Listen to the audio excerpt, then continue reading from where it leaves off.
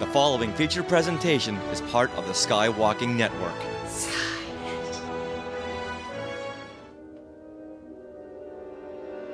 Welcome to a special episode of Star Warsologies, the podcast about science and other academic fields of study seen in Star Wars. I'm one of your hosts, James Floyd. I am a freelance writer for StarWars.com and Star Wars Insider Print Magazine. And I am your other co-host, Melissa Miller. I'm a science writer and also contribute to Star Wars Insider Magazine. So this episode, we're going to hear the audio of a panel that I organized for Star Wars Celebration Europe. It was called Making Star Wars Magic Behind the Scenes Stories. And I was really lucky to get some of the artists behind the scenes that have worked on Star Wars over so many decades. And I'm really excited for them to share the stories of their jobs and all of the cool things they've gotten to see and do with all of you. We did have a slideshow going, so I've included some of those images in the show notes, but to see all of them, check out this panel on our YouTube page. Let's dive right in. My name is Melissa Miller. I'm a science writer. I write articles for Star Wars Insider Magazine that maybe some of you have read, and that's how I've met most of the people on this panel. I talked to Jake about porgs and Brian about BB-8 language and things like that. So I also run the Star Warsologies podcast where we talk about science in Star Wars. I'm going to go ahead and have my panelists introduce themselves. You just tell us a brief introduction to your work on Star Wars and your job title, maybe what that means, and what we end up seeing of your work on screen. My name is Fon Davis. I used to work for the Industrial Light and Magic Practical Division in the model shop. I worked on the Star Wars Special Editions, the prequels, and then outside of ILM, I worked on the Mandalorian series, as well as a lot of non-movie related Star Wars things. When I was there, I was basically in charge of, I was a lead model maker, so what that meant is we got to participate with the art department and work with them on what designs would look like in physical form versus the concept art. We would create the orthographics and the CAD designs and things like that, and then we would make them physically, and then I would take them from fabrication all the way out into stage. Cool. My name's Jake Lunt Davies. I was creature concept designer with Neil Scanlon's creature department on all the sequels and the spin-offs like Rogue One and Solo, and I did a bit on Andor too. And my job is concept designing creatures. So I'd come up with just hundreds of designs for aliens and droids. I designed BB-8, I designed the Porgs, B2, who's in Andor. I did Ray Speeder, which isn't a creature or a droid, but that was a little bonus. And we work with Neil in the workshop. We've sort of come up with the designs, but then we stay with the whole process of art directing it all the way through, working with all the fabricators and the sculptors and the animatronics guys to get to the end result. And it still kind of looks like what we started with. I'm Brian Herring. I'm a puppeteer and performer. Within Star Wars, I'm principally known for being one of the performers of BB-8, as well as the Porgs and a lot of the other characters. And I started on Star Wars with Neil quite early on in pre-production, and I was there as the puppetry consultant. So working with people like Jake, we would work out how to sort of bend people into funny shapes and put them into suits and how not to hurt them on the way, and just come up with ideas of different sort of creatures. And then I would sort of go and work with the art department, the set department, on how we can hide people within the set. And I would work with Paul Casey, who was one of the movement choreographers, as to how we could make some of the creatures work. And that carried on, and I then carried on performing within the new movies. My name's Lee Towersey. I'm classed as a model maker for the creatures department.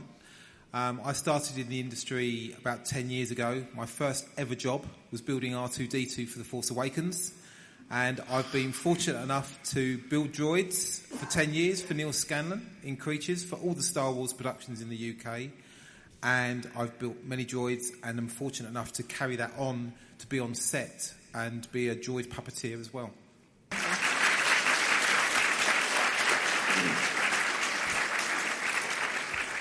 So we're definitely going to get into all of that more. But first, I want to start off asking all of you, what's a favorite Star Wars favorite memory from working on Star Wars? Maybe one you haven't already shared on a different panel this weekend. And we'll start on the other end there. We'll start with you again. Yeah, this changes every time, really. Just what pops into my mind. I can't say I've got a favourite, but many memorable moments, of course, working on Star Wars. But having Brian next to me, I've got to tell the story of my first ever day on set. And as a baptism of fire.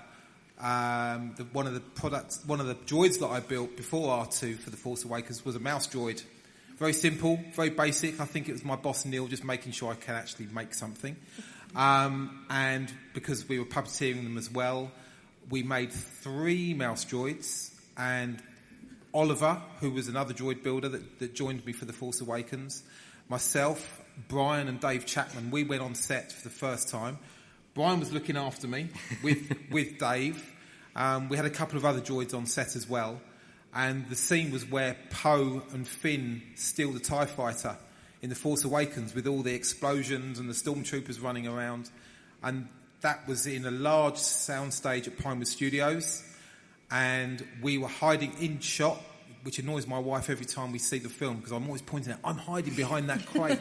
So we're hiding behind crates in shot, but obviously can't be seen because we're hiding behind the crates. And Brian kindly covered for me and helped me out, and Brian was driving some of the droids as well on the set, and they occasionally let us have a go just to make sure we were capable of doing it. And it was just unbelievable with all the explosions, all the practical effects going on, and stuntmen and stormtroopers on rigs being pulled across the sky, and debris dropping down on you, and you're taking cover from all these explosions. It's a fairly memorable first day on set. I've lots of really fabulous memories from it, actually. But one of the very first ones we were out in the Abu Dhabi desert, and it was hot.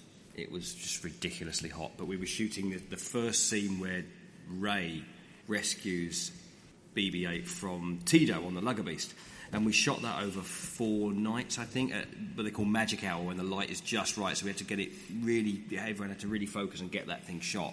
But it was just quite nice because it was the first real thing we'd shot with Daisy Ridley, and the whole team were involved, and we were just really trying to find BB-8 and how he would work in the sand. And we were using the puppet version, and everybody was really, really focused. And it was a lovely scene to play because it was the first time that cemented the relationship between Rey and BB-8, and it was a really kind of weirdly magical first kind of meeting between those two characters that just took place in front of us over 4 nights. Mine was talking meetings. It was a meeting we had. Normally we were working all the way through. Whilst they were shooting, we were still designing stuff for later down the line. So, obviously Abu Dhabi had been up and running, and then they were back in the UK. And we'd have meetings with JJ after they'd finished shooting. So as soon as they finished, it's a wrap, we'd bundle down to the stage, and then normally we'd have a meeting in a little pop-up tent on the edge of the stage, so all discreet, and we talk about secret things. But this time, for some reason, they said, no, we're just going to do the meeting right here. And right here was on the Millennium Falcon, sitting around the chess table. And there was me and Neil and Luke, who was another concept designer, and Glyn Dillon and Michael Kaplan, the costume designer, and we're all talking about Kylo Ren and Snoke. And just came out of that meeting. And everyone was just standing around taking photographs. It became this huge sort of photo. Oh, there it is. I mean, they turned it into a Topps card, I found out, which is just nuts. And, then we just came out of that meeting going, well, that was like the best meeting I've ever been to. Oh boy, it's really hard to pick favorites. I mean, like these guys, I grew up with Star Wars, so it was a really big deal to get to work on Star Wars. It was kind of a weird time travel moment to get to work on the special editions because it was literally the same movies that got me into the industry. But I have to do top 3. I'll do really quick. One was just a pyro shot in Star Wars Phantom Menace. It's the first time I ever got to work on a pyro shoot, a miniature pyro shoot. We got to blow up a spaceship. It was very different than I expected because we're shooting high speed. It was like a pop. And then the next day, it was this beautiful 3-stage explosion in dailies. Because we shot film, we had to wait for the film. And then the second would be they had me try on the C-3PO costume for some appearances. And that was a really fun moment, but my hindquarters were too big for the shorts. And they kept yelling. I was like, I can do this. And they're like, nope, you can't do it. Like, I can do this. Anyway, so I didn't tear the shorts, and I didn't get to be C-3PO, but it was a fun day. And then the last is, and this was actually probably my favorite, is we got to do a group photo one day for Revenge of the Sith. We had Peter Mayhew playing Chewbacca on set that day. So we were doing all the photography with Peter Mayhew for Revenge of the Sith, and they decided they wanted to do a big group photo. So we all got to do the group photo. We're all standing outside, and we're waiting for him to come out and the other Wookiees. And it was really interesting because I thought, we see Wookiees all the time. We see R2-D2. We see all these things. You kind of get used to seeing these things around.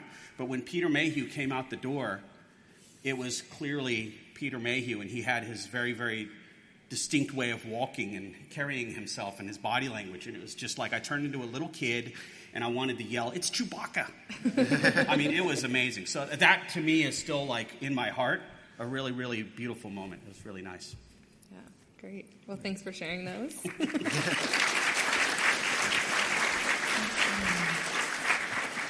All right, Jake, first question's for you. You mentioned in your intro that you design everything from critters, everything, droids, race speeder, which I don't know if you saw. There's the prop downstairs. Yeah. I've taken lots of photos of that. Yeah, it's great.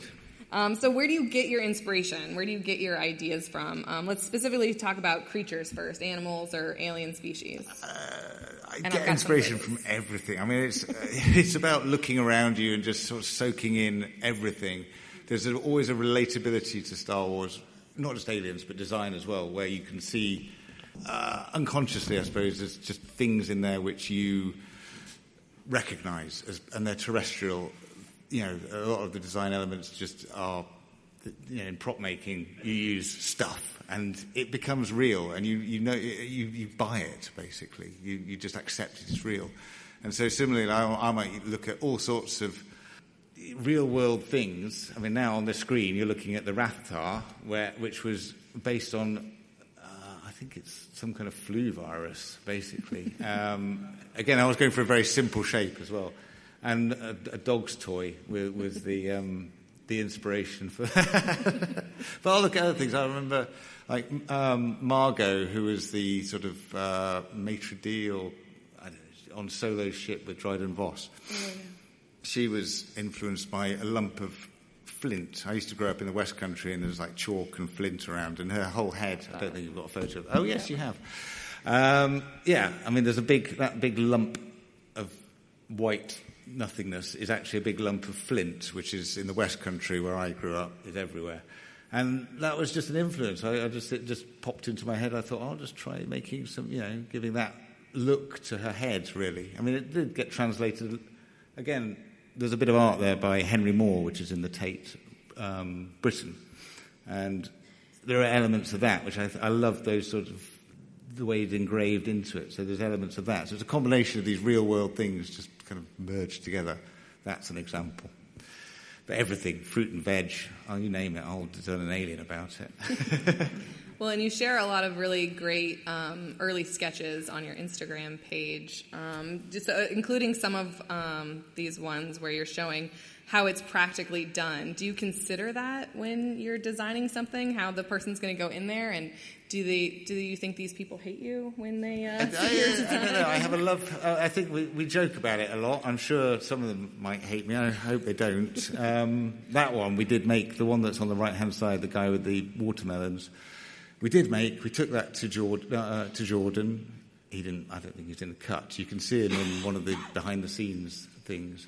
And that's a guy who's in there called Aidan Cook. And Aidan's a proper trooper. He will go for it. I think I was on another panel the other day, and they said, it was on the Creature Cantina, you were saying about how you like to, it's an hour max, and then you've got to get the guys out. And Aidan will stay in all day. But in that one, he was in this one as well. I mean, he was built into this costume. I try and make it.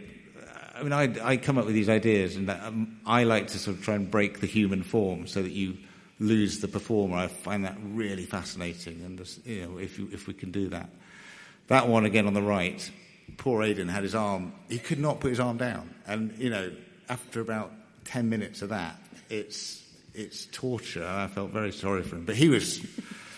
Yeah, whatever, it's fine, brilliant. Don't worry. Just everything off. But no, if I can do things like that, it's so much fun. And I think it just takes it away from just being a man in a suit with an alien makeup on or something like that, which has its place. But yeah. And this particular alien was a functional, you were just sort of given directive for this one, right? This was Bulio, the red one. Boolio was the guy, you probably all do know, but he was the guy in The Rise of Skywalker who passed the data to Poe or someone, was it? I can't remember. Anyway, he winds up being, the next time you see him, he's a head on a table. Kylo Ren has to carry him in, plonk him on a table. So the design directive there was he has to be portable. His head has to be carryable. And it has to sit on a table. So, and I didn't want to do hair. Hair's very sort of a tricky one with aliens. Some of them have hair and fur, but quite a lot of them don't, and they do look a bit weird with just hair. So on the red, he was just like, well, let's try some tentacle hair. That'd be quite cool. Yeah. It's portable. But when you plonk him on a table, you don't want the head just to roll over. So we came up with this design where he's got like two horns. Basically, his horns are stabilizers, and it's purely so that his head will stay on the table neatly and not fall over horribly and reveal his alien bloody neck. Yeah, so maybe one of the darker directives you were given, I hope. Well, Fon, as someone who had to take designs like those from Jake and carry it into the practical, what's the process from going from sketches like this to a miniature, to a model, and how often does that change along the way? It's kind of an evolutionary process, and part of the fun of working in Star Wars is you get to really immerse yourself in whatever subject matter it is that you're working in, and you get to take concept art, which usually just shows one side of something, and you have to be kind of understand the vocabulary of that design enough to do everything that's not on the artwork, what's on the opposite side of that drawing. So a lot of times the first thing we would do is we would do orthographics, which means, side, top view, and all that kind of stuff. We would do CAD frequently to try to get buy-offs on what direction we want to take things, and then we would figure out how to physically create these using every medium you can imagine and every type of material you can imagine. So we had sculptors, machinists, electricians, mold makers, carpenters, electronic engineers, just every kind of trade you can imagine, all working together in different phases to create these builds. So we'd start with usually the skeleton of something, the inner parts, and then build out from there, and then the painters always got squeezed at the schedule at the very end. These are some parts from The Mandalorian. We did these for the Season 2, the Ice Spider episode, which a lot of people either love or hate. But we did for this, virtual production is a unique thing. So what we did for this is we built a full-size baby Ice Spider so they could put it in the volume with the LED wall. And what they have to balance the lighting from the Ice Spiders on the wall to the one that's in the stage to make sure everything looks realistic. So that's a lot of times why we'll make those reference models. So this one, even though we made the full-size Ice Spider, you won't see it in the show. It's strictly for the production and for the visual effects. And then we made lots and lots of legs to litter about the spaceship and the surrounding landscape. I've got some of your throwback pictures in here too. That was a fun one. When we worked at ILM, we got to now the Lucas archives are considered Skywalker properties, so they don't actually use any of the stuff from the original series in the newer movies and the newer shows. All of that stuff that you see has been recreated very faithfully to what was in the archives. But when we were shooting all this stuff with George Lucas, it was before Disney bought it, we would go to the archives all the time and grab things, and we would have to restore them either for touring exhibits or for the films. So we got to work on a lot of really cool things. This was the Star Destroyer that went out on its first exhibit, and it's on a metal stand, and it was in a truck that went across country and back, and it made it across country to the exhibit, but on its way back, they opened the roll-up of the truck, and the post that holds it up was sticking out at the top, and it was on the floor. So we actually spent many, many weeks. We had Ziploc bags, sandwich bags, full of all the greebles and lots of photographs because we wanted to make sure everything went back in the exact same spot it came off. So that was quite the hefty project. Oh, and this is my favorite picture ever. This was the first time I was ever in Cinefex magazine. For model makers at ILM, that's always that's like a milestone or definitely a moment in your career that's good. But this was the Federation hangar. This is the same hangar that we blew up the Republic cruiser. I think I've got those pictures, yeah. Yeah, so that was my first pyro shoot that we ever did. That one was really amazing. I referred to it earlier. It's very exciting when they shoot high speed because the camera screams. It's so loud because it's film and it's shooting the film through so high speed. And Jeff Herron was telling me about what the shot was going to be. And I'd never done one of these shoots, like I was saying before. So when we heard the pop and I just saw a flash and the ship was gone, I thought it went terribly wrong. And so that's when I walked up to Jeff, our pyro guy, and I said, so are we going to do that again? He goes, oh, maybe. We'll have to see how it looks tomorrow. And I'm like, it looked terrible. And then the next day we went in and we saw the shot, and it was the 3-stage explosion. And, yeah, it looked beautiful. It's in the movie. But, yeah, and you could see Tori Belici's arm right there. Oh, yeah. All the Mythbusters worked at the model shop when we were there. So Tori and I were both cleaning up the mess after that one. But, yeah, it's a really, really fun process. It's always a team, too. It's very, very rare that model makers work singularly. So we have, like I said, a lot of trades. So everything we do is very much a team-oriented thing. We work with all the different trades. I was a generalist, which was unusual for ILM, which is why I was able to work as a lead and work from kind of with the concept artist all the way through shooting on stage. But we did, it was a lot of fun. A lot of blowing up of things, which I highly recommend if you ever get a chance. With professionals, of course. Right, yeah. I always have to add that. Well, was anyone in the Creature Cantina panel yesterday that Brian hosted? That was great. Excellent. Maybe, Brian, you can give us sort of a brief version of that since you're in charge of the puppeteering.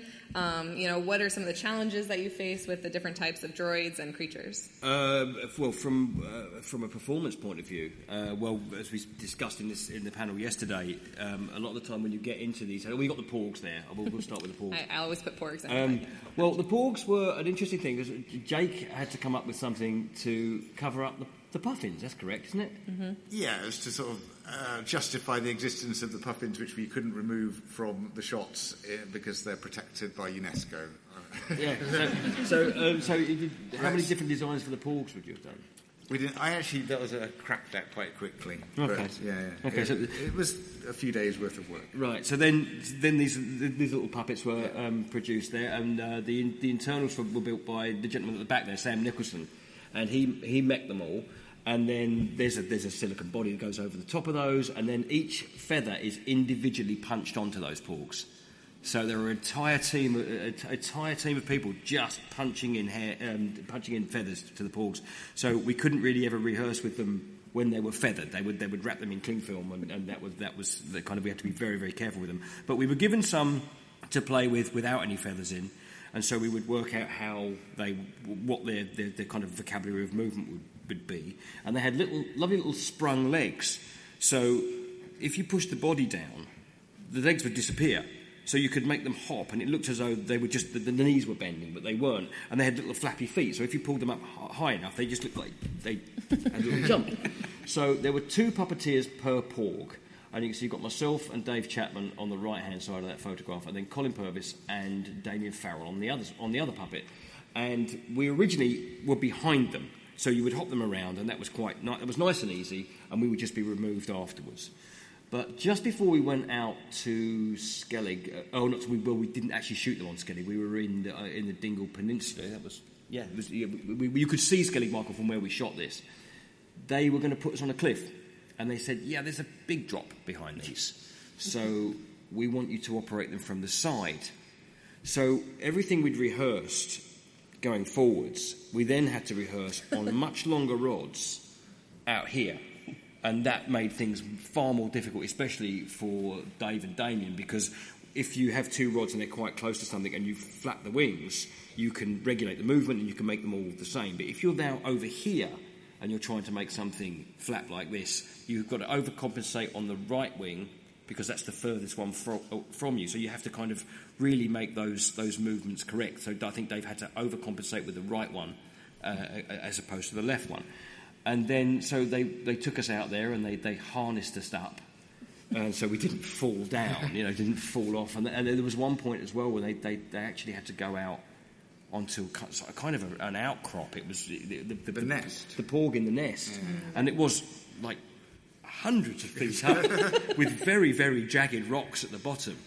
And I didn't have to go out there, so I was quite pleased about that. And again, that is... It's a dangerous job. Yeah, the porgs as well are a real example of the marriage between CGI and practical effects, because not only are the ILM guys taking all of the puppeteers out, they are also doing digital takeover with those porgs. So when they're stamping on the lightsaber, they're practical puppets with some CG involved. And then when they take off, they go completely CG, because we can't really make that work because gravity and puppets not really good friends.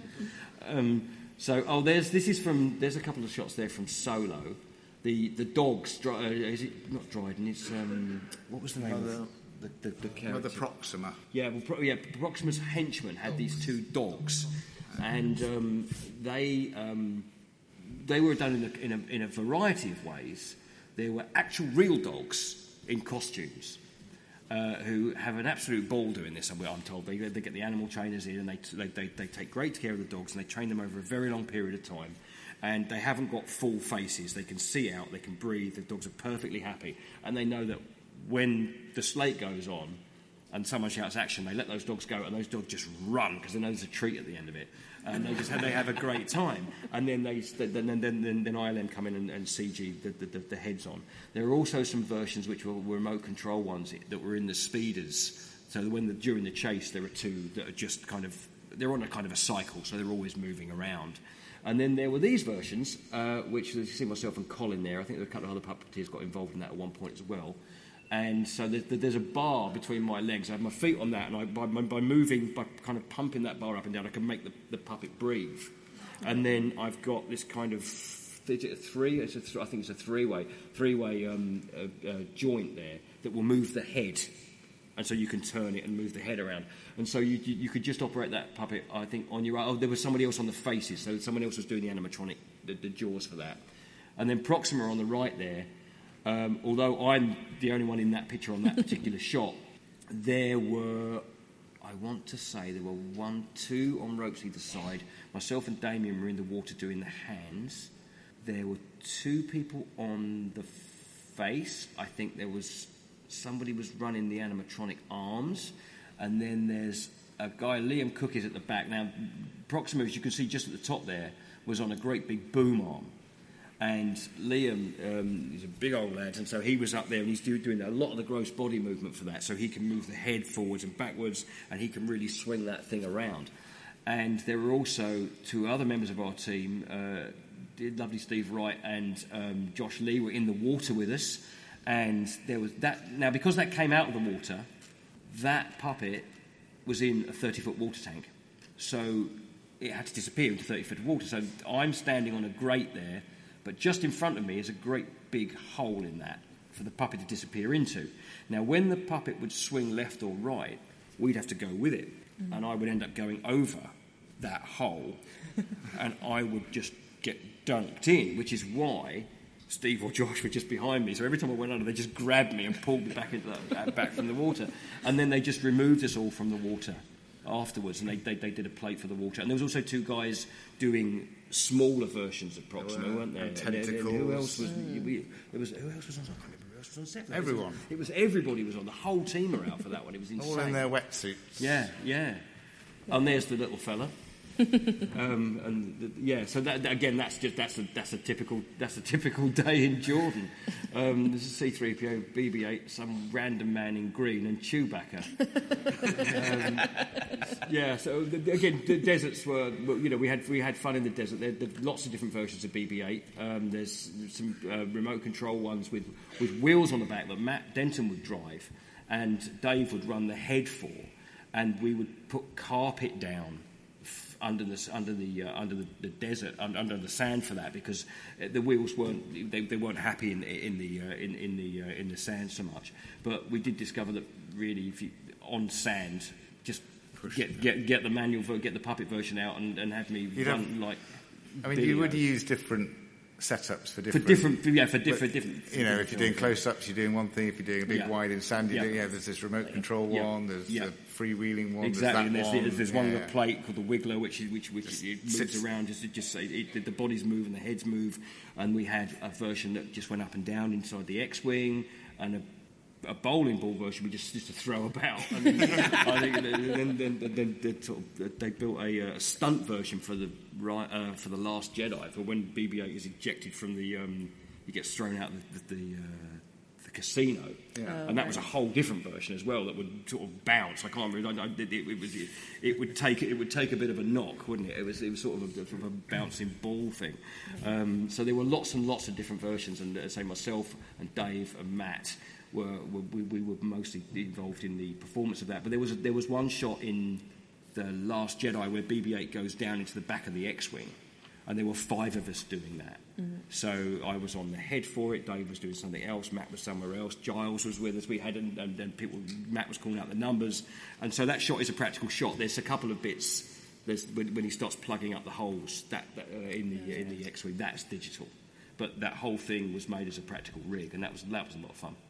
Well, you've sort of answered the question that I was going to ask Lee next, which was, why is there a need for droid wrangling? It sounds like if there's this many different versions of BB-8, that sort of leads into it. I don't know if anyone was in the steam room yesterday and saw some of the new droids that Lee showed off. But why don't you tell us a little bit about your job and if you have a favorite droid to work with? Yeah, so I've got to say it's R2-D2, I guess. He got me the job after all.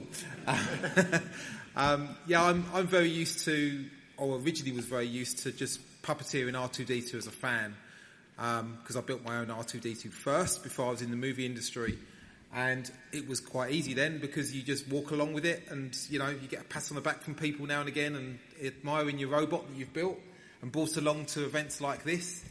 But because of that, Kathleen Kennedy asked me to get involved with another builder, and that's how we ended up making the R2s for the Force Awakens. So that was very fortunate to get into the industry that way, just because of a hobby of building my own R2. However, being on set was very different because you've got to hide away, as I mentioned earlier, behind crates and whatever it is to make sure you don't get in shot. And you've got to learn to use monitors as well, because sometimes you can't... I would always prefer line of sight when I'm puppeteering a droid. It's always easier to see what's going on around you, and even if it's not in shot, maybe a performer is just going to walk into the path of R2-D2, so it's better to just get a full perspective of the scene that's going on. But otherwise, if you can't get line of sight, you have to watch it on a monitor, so you're just getting what the audience is getting to see. So then you've got to anticipate someone coming on. You've got to be more aware with the drive that R2's taking the path. You try and just warn everybody on set where you're going, basically. And in addition to that, as a hobbyist, I was doing everything myself. I was driving R2-D2, I was puppeteering his head. I would just do it all myself and triggering the sounds. Fortunately, on set, we don't use the sounds. That all goes post-production. Brian does bleep away as BB-8 sometimes because he has got to communicate with some of the cast members, which they tried to rope me into doing once, which I didn't feel very comfortable doing. But I have found since working in the industry, it is better to have at least 2 puppeteers, so you've got someone to help you and get the eye lines right on the head. While I'm busy driving, then you have someone doing the eye line. Right. So that's the difference for me, and something I've had to learn as I've been performing in front of the camera. And you drove a new droid yesterday, right, for the first time? Oh, we can't talk about that, Sorry. we had some droids. We brought some droids into the steam room yesterday. There was 3 of us, 3 model makers came and did a steam talk, and we had some droids in the room. And we're not allowed to mention. Lucasfilm kindly let us bring them along, but there was no photos, no video, and they've since gone away. And I meant the celebration stage one. Sorry, celebration stage one. Yeah. Yes. Dropping myself in it there. You're fired. I should have just said Chopper. Yeah, you got to drive Chopper, right? So I did the Ahsoka panel, and I was fortunate enough to drive Chopper on stage for that, which was a pleasure. That was built by Josh Roth in the US, and that was flown over here just for the Ahsoka panel. And he kindly gave me the opportunity to drive for that panel. But then just as the first character came out, sorry, I forgot her name, she said, I want to dance with Chopper. I was like, I've never done this before. I can drive a droid, but how does Chopper dance? So I gave it my best shot. I think I got away with it. So, definitely pulled it off. Yeah, that was fun. Thank you.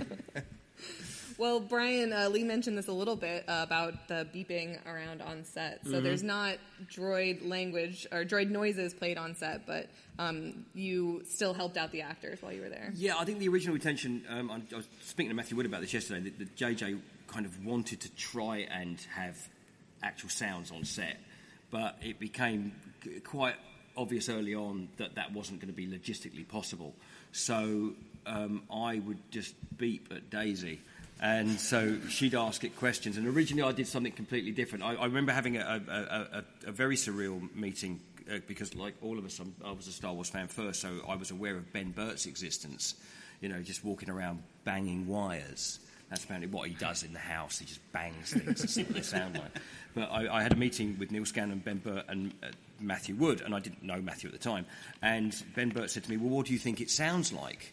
Which is a really weird question for a Star Wars fan to be asked by the man who came up with the sound for the lightsaber. And I said, well, I think it probably sounds like R2-D2, but a little smaller. And so I did a couple of little bits there, and they said, you probably won't be able to whistle because of the microphones and this sort of thing. So I came up with this little noise. And then I did that when we did various bits of dialogue. And I didn't know what he sounded like until I saw the film. And it was very different from what I'd been doing. But then from there, I copied that afterwards. So Daisy would, ask questions, or John, whoever, and I'd do and do all that stuff, and just be you do angry versions of that, or sad versions of that, and that kind of thing. So it helped emote the droid, and it helps them to act against the droid. And when we first met Daisy, she'd said to me, "Will you do noises on set?" Because Anthony Daniels, when he worked with R2-D2 right the way through the original trilogy, R2 didn't make any noise, so he would have to time his own dialogue out. Mm-hmm. So Daisy kind of wanted something to work off of. So that was how I wound up beeping at Daisy Ripley.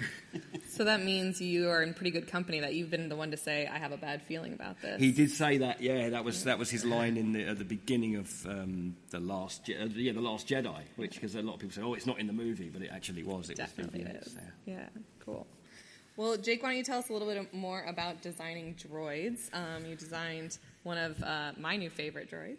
Yes, B2, who you can just about see, because he's red, I guess, in the middle, but he's a sort of weird cylinder at that point. And I get a very minimal briefs a lot of the time. I think the brief here was Bulldog, which didn't really go anywhere, but I tried it. At the top, there's Tom and Jerry Bulldog. There's that tenacity of a bulldog, he's like a tough little... So some of that character probably does come through in the end, but I did start off very, very literally on the left-hand side. And the other part of the brief was he was like a Swiss Army knife. He was a little utility droid, really. So I was looking at things like industrial machinery, and he's got a very heavy look to him. Basically, I worked with BB-8 and DO and B2. I worked really closely with the designer, animatronics designer Josh Lee, who sort of led the animatronic build and designed it to make it all of these things work for real on set. And I was coming up with ideas here for sort of like sliding. We had these big discussions. Again, it's me, Josh, it's Neil Scanlon, and a team. It's not just me. We're all sort of coming up with thoughts and how can it, ideas, and we're talking about, this sort of idea for this barrel of sliding utility compartments that can rotate and come into place. And it kind of did end up doing that. I think don't see a lot of it in the show, unfortunately. But he does. Everything rotates, and elements will move from the bottom up to the top, and he's got this little flappy drawer which opens. And again, it all works because, I don't just draw it and it happens. I have these long conversations with Josh, and he's going, well, we've got X amount of space for certain amounts of mechanics. He gives me all these parameters to work with, and then I have to sort of like change it all a bit to make, so it's a two-way thing, or it's a big group effort to get to the end. This is just part of the process. You saw some like the early concepts. This is much further down the line where I'm getting into the minutiae of tiny details. We could dents and scratches, and we did. For these major characters, we do hundreds and hundreds of variations, which we constantly have to share with the director and get approval on. So there's wheel with Dio. I did like dozens of tire designs, dozens of trim designs. Every element has to be sort of approved on these major characters. And again, here we did. This is me looking at Dio. Hey JJ, which wheel do you like? And it gets sometimes it gets a bit mind-numbing. I mean, sometimes we really have to edit our own, we show about, internally we go, right, okay, we've got, 30 ideas, let's condense that down to 10, because otherwise their minds are just blown and they can't make a decision. Yeah, well, I'm always amazed how much personality the droids have in them. So, especially with Dio, I really love seeing your concept art that started with rubber duck, it looks like. Yes, that was, I don't know why somebody said a rubber duck. Somebody said, he's like a rubber... I can't remember. They just said he's like a little rubber duck. They wanted him to be this cute pet. Again, I will literally draw those ideas first just to see if ideas can spring from that. So it's a starting point. It's a conversation starter. And then that top left page is literally the first page I drew. And you can sort of, with the duck at the bottom, but you can sort of see, the top right, the genesis, the head is there. The ball shape. He wasn't a ball at that stage, but it did become this rolling wheel, which, again, the rolling wheel came out of the animatronics department. Josh and I don't know, I think Matt may have been involved in that as well. We're putting together this... they presented this idea that it could be a wheel. And I didn't know they could do that. I was like, great, we could do that. And JJ loved that. So we went through hundreds of iterations of different heads on wheels. But it came down to this very simple... Again, it's simple silhouettes. He's a triangle on a circle. And that's kind of what worked. And just one other thing about it. In that bottom left-hand corner, there's a little... I like to do these little kind of cartoon sketches of a character where I can just play with personality that I don't know, maybe it informs you guys. I don't know. But at least it's another conversation. We can look at ideas for how... they're very extreme and they're very cartoony. But it's like, oh, look, here's Sad Dio, and here's the Sad Dio second top number B, I think. Happy Dio bouncing on the spot, things like that. Whether they ever get translated to screen, I don't know. But it's just I draw big, and then it all goes a bit smaller as these guys come in and make it happen. So is there less work to the process when you're designing droids that are only on screen for a couple seconds here and there? Yeah. There's always this hierarchy. We get the luxury of doing background droids or background creatures where it's just we present a whole lot of ideas. They're all stuck up on a board. Director walks along and goes, well, like that one, that one, that one, that one. I think George used to do little X's or something like that, didn't he? There's a special thing for... It's stamps. Stamps. We had Post-it notes, far more pedestrian. And Doug Chang is big on Post-it notes. Okay. Yeah. So we'd have little tiny pink little notes stuck to it, and then it would go from like 100 ideas to the top 20, and then Neil would do some maths and go, right, you can afford 15 or 20, 10. So there was always financial considerations to be made as to the affordability of all these creatures, and you'd end up getting to this point where you get the top 10 background aliens. But quite often, they just looked at it and that's cool, and it was left to us to just make it, and they didn't have to go through the same lengthy approvals that the hero characters might have. Did this one ever actually end up on that screen? was for Canto Bite. Again, it was just one of many, many ideas that I would throw out there as Aidan Cook tortured you. That was Aidan Cook. That would have been Aidan Cook, who was, as I say, a stalwart and would have been back-breaking. But it was this, how can I hide the performer? So you think, how is that done? That's what I want people to look at. Right. No, one day... maybe it'll crop up. The thing is now people just assume it's CGI, don't they? There's a lot of that. They see crazy things go through and just don't think that there's a practical thing. Like looking at sort of, like magicians do all sorts of like hiding people when they saw people in half. They're always sort of hidden somewhere in there. There's a couple of other protocol that was me. droid. Again, I'd love to see some alien protocol droids, but I'll pitch away. Well, Lee, is there a difference in your process, or do you have a preference working with the legacy characters like R2-D2 versus all of the new droids that have been created for Andor, Solo, Rogue One, and all of those? Well, yeah, certainly with the newer droids, we've got a freer range with the creation of the droid, because with the legacy stuff, you fans are pretty, you like us to be very accurate as possible, and I can't afford to screw that up. We want to do the best we can for the fans, and with R2 it had to be spot on, and fortunately I had good information that I could use to get R2 right. As Fon mentioned earlier on, though, a lot of the legacy stuff now is at Skywalker Ranch, isn't it? That's where it's kept now, isn't it? I think the legacy stuff. The legacy stuff, yeah, it's all Skywalker Ranch. So, and because we're here in the UK, it's not the easiest stuff to go and have a look at. So we do have to sometimes go to the information that the fans have and use that information to replicate any legacy character. But then with the new items, they're new items, so we've got fairly free range. But we do try and honour the designers, what Jake asked for, we try and get as close as possible. And we do consult Jake and the other, concept guys, how we're doing, and as the build goes on, we try and just mock it up just very loosely, maybe just make a cardboard version, and then they can guide us on how they would like it to look, because they're the creatives after all, and we're the builders. So we like to keep as accurate as we can to the design that they start with. Okay. Well, I want to make sure we leave a little time for audience questions. But Fon, why don't you just tell us a little bit about the differences from working at ILM, back in the '90s versus now when you work on projects just as a contractor.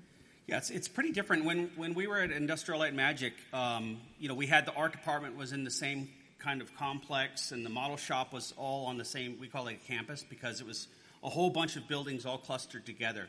And so it was very collaborative. We got to, you could walk over to the art department, see what they were working on. Obviously, it was very easy to get questions answered and things like that. These days, it's very dispersed. It's global, right? So there's departments all over the world doing different parts of these projects, and it's not as centralized, And now I operate as a vendor, so I have my own studio in Los Angeles, and so I'm actually operating completely outside of Lucasfilm and Industrial Light and Magic. So I don't see any of my old friends that I used to work with, unless I go to, I go see Doug Chang at one of the studios when he's traveling about. Everyone is kind of all over the place, so it's very different in that way. And then, of course, we did a lot of in-camera stuff, especially in the special edition days and the prequels. It was the same kind of thing, though. Everyone thought it was all CG, but we actually did more miniatures for each of the prequels than all three of the original movies combined. We did a lot of miniatures. We shot a lot of the stuff outside in the sunlight, so it would look natural and real. A lot of practical, fun stuff, and just weird tricks that we could use for that. And it didn't just go straight to CG. Like one of those little tidbits is we used salt to create waterfalls for Theed City. We also used Q-tips for the crowd in Mos Eisley space, or the Mos Espa spaces, the pod races, because there's 1 million spectators. So we dipped 1 million Q-tips in paint and put them in these little racks so that they would kind of just move around a little. Well, there's a funny side story on that. we set it up with the fan and we tested it, and they kind of moved around on camera the way they should. When we went outside to shoot it, we shot it with a motion control camera that kind of moves slow to get all these beautiful sweeping shots. But the end result of that is if we put a fan on the audience, it looked like they were all in a mosh pit. And so we ended up just taking away the fans, and we shot it with just the natural air outside was enough to get people to shuffle around in the bleachers the way they should. But now we shoot things, a lot of the stuff we're doing is for the performance capture, like in the Mandalorian specifically. We do a lot for the volume. So as I was saying before, we'll make reference models that don't end up being in the show, but they are created with as much attention to detail as possible, because that becomes like the vocabulary for the CG artist to know what that particular creature or robot looks like in the scene. So it's evolved quite a bit, The switch over from shooting film to shooting digital on Attack of the Clones really changed a lot of things. The pipeline that we use now is very integrated with the computer graphics department. That didn't really happen that much until Attack of the Clones. Before Attack of the Clones, we would get a VHS from the art department with the animatics on it. And then on Attack of the Clones, we got computers in the model shop, and we got Maya files, and we started working very, very closely with all the teams, and they started translating camera moves from the animatics to the computer-controlled cameras. So the workflow was all kind of primed and ready for that technology, but we had never worked together in the different departments, so that was a big shift in that time. But I've seen a lot through the years. It's been like 3.5 decades now, so... So we've got time for a few audience questions. There's a microphone up here, or I can hear you probably. So, yeah, go ahead. What is the scene or the beat that you're most proud of that made it to the movies? The scene that I'm most proud of that made it to the movie. I'm very, very pleased with how the BB-8 thumbs up scene came out. Yeah. Because that was the puppet. After the ILM guys got stuck in, I'm standing 3 feet behind that all the way through that scene. It's all done with the puppet. We had to get the ball in the right orientation because the little lighter, that's digital. That was added afterwards, and so that whole panel was replaced by ILM. But it's just nice because BB-8 looking backwards and forwards, and Davis got I've got the pitch and the roll on the head, and Dave turns the head left and right, so we have to work together as a team to make sure that's working properly. And so to hit those eye lines, I'm moving it slightly, Dave's turning, and he did some great work. So Dave's like bang, bang, bang, bang, as he's looking backwards and forwards between the two. And I think that came out really, really well. That's my favourite. Yeah. Does anyone else have one? Yeah, personally, my favourite was when R2 is trying to get Luke Skywalker off the island, and Luke was on the Falcon, and R2 rolls across the area where he's sitting at the chest, just by the chess table, and he plays the projection of Princess Leia, and we shot that before we lost Carrie, I think, and then when the film came out, we had lost Carrie. She sadly passed away, and so we were always doing that. It was like an homage to Carrie Fisher and to Princess Leia that they dropped into the film, but they were always going to use that.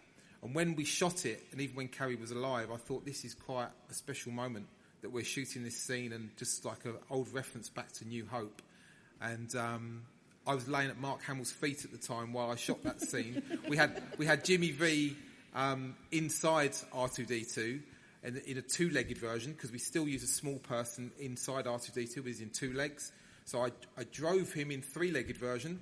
Then we swapped the R2s round, put Jimmy V in the 2-legged version to turn and play the projection, but it was such a shot, and it's so tight in the Falcon that I didn't have anywhere else to go apart from at the feet between R2-D2 and Mark Hamill. So that was very memorable and quite a special scene, I feel. Thank you so much. Thanks. Next question. Hi. You guys are all great. I particularly love B2 as a new character. And as a massive emo, I was wondering if that had any inspiration behind the name and his personality and the design. The names, so often, we don't know until much later, further down the line. He was just like a code name for a very long time. So I hate to know. He became, maybe I gave him some emo essence. I don't know. But he was called Buzz on set. We always referred to him as Buzz. Yes. So we didn't know. I don't know when we did find out, but we try and name the stuff ourselves sometimes. With a lot of nicknames for a lot of creatures. Yeah, we have a lot of nicknames and code names on set. What was BB-8? What was Snow Girl? Snow Girl, Snow Globe at one point. Yeah. I named BB9E. I started calling it BB Hate quite That's early right. on. BB9E was the black ball was BB Hate. BB Hate, yeah. BB Hate. I like to think these are fellow we created... Is that emo enough for you? Yeah. Great, thank you. All right, next question. Hi. I was wondering if you wouldn't mind sharing a bit of how you got into your roles. What, the job in particular, that particular job, or our careers? basically how you got to where you are now. Yeah, maybe. Career-wise and that. Yeah, if someone wants to sort of. I can do this lead the really, next really generation. fast. I was trained as an actor, and then I lied at an audition for a show called Spitting Image in about 19. There you go, lie. It was a while ago, so it was about 1992. And then I'd said I'd done puppets. I hadn't, and they took me on. I went to an audition, and they took me on as a trainee. And then I did a load of stuff. I worked with the Jim Henson Company for years, and I did stuff for the BBC and things like that. And then I did a film called Prometheus with Neil Scanlon. And after making that, I phoned Neil up one day, and I was bemoaning the state of the industry, and I hadn't been working a lot. And I said, and now I've got to find out who's got the new Star Wars film and kick his door in. And Neil said, don't do that. I like the door where it is. Don't worry, I'll find you something. And boy, did he. Yeah, nice. Fon, I think you had a slightly more wholesome, less threats and lying version. No, for me, I was doing carpentry. I'd always had my eye on working on Star Wars movies since I was very young. And basically, I went to all the scenery shops in San Francisco where I lived to try to get a job, and they all asked for a portfolio, and I didn't have one. So I just went home and started building things and taking pictures of them, and I came back and I said, here's my portfolio.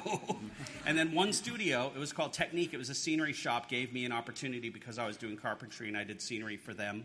They were right down the street from Colossal Pictures, which did full production, and they had a model shop, so I had my sights set on them, got to work for them. And this is just, slowly working my way towards ILM. I didn't know ILM was in the Bay Area at this time, and I started working at the model shop at Colossal Pictures and got hired on, and that's when I found out there was an ILM model shop, and I applied, and I got my rejection letter, which I still have, because it's funny now.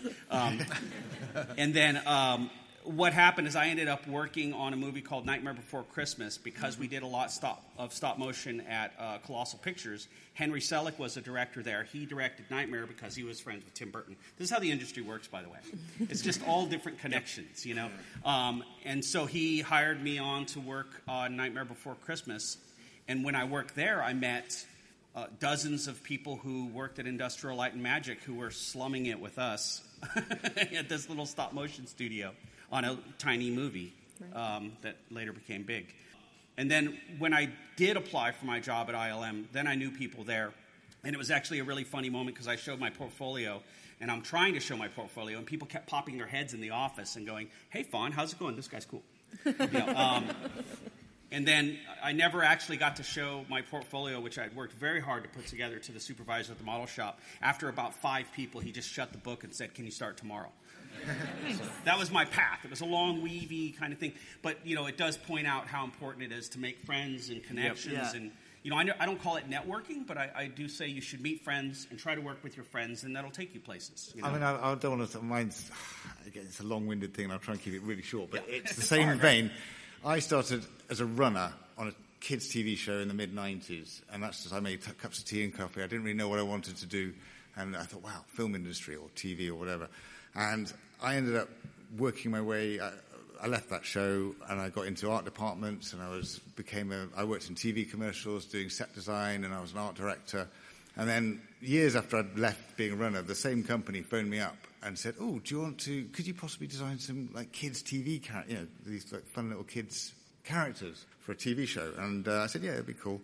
And they had got hold of Neil somehow to do these puppets, and I met Neil. This show never went anywhere beyond a pilot, but then I was suddenly getting employment by Neil, and again, I worked with Neil on and off for about 4 or 5 years. Then our paths parted ways. I went off. I was going to become a director for commercials, and I was on the cusp. I'd done a few, and I hadn't spoken to Neil for about 5 years, and he phoned me up out of the blue and just went, "Hey, Jake, it's Neil." And I said, "Okay." He goes, "Guess what? What?